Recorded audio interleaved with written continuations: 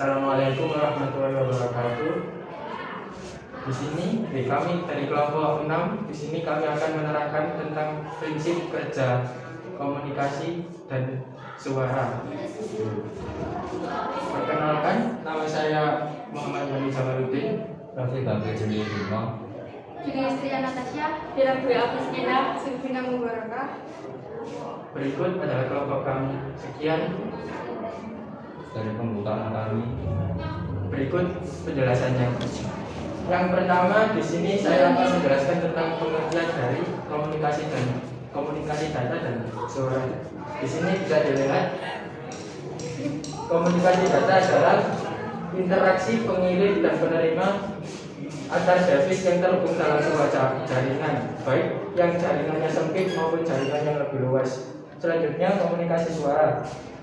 Komunikasi suara adalah komunikasi yang menggunakan frekuensi radio sebagai pengirim data yang dikirimkan berupa suara yang kemudian diubah menjadi sinyal radio dan diterima receiver untuk kemudian diubah lagi menjadi suara lewat bantuan speaker.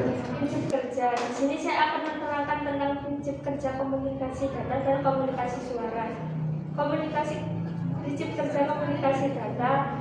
Pertama-tama, sender mengirim sinyal informasi menuju receiver melalui protokol FM yang mengubah sinyal digital menjadi sinyal analog.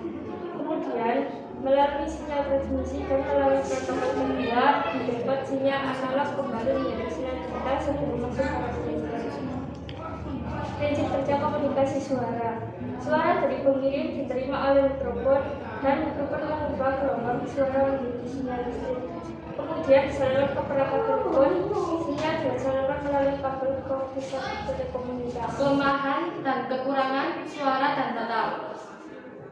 Kelebihan komunikasi data. Pertama, lebih cepat. Kedua, dapat dilakukan kapanpun dan dimanapun. Ketiga, mengurangi waktu untuk mengolah data. Kekurangan komunikasi data.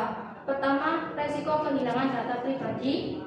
Kedua, berkurangnya kesadaran berbudaya. Ketiga, menyita konsentrasi.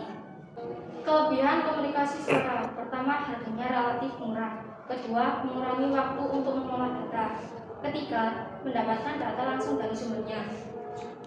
Kekurangan komunikasi suara. Pertama, kecepatan data terbatas tergantung pada besar data yang dikirimkan. Kedua, tidak dapat bertatap muka langsung. Ketiga, terkadang suara yang dikeluarkan berbeda. Berikut tujuan komunikasi data dan suara. Tujuan komunikasi data antara lain: 1.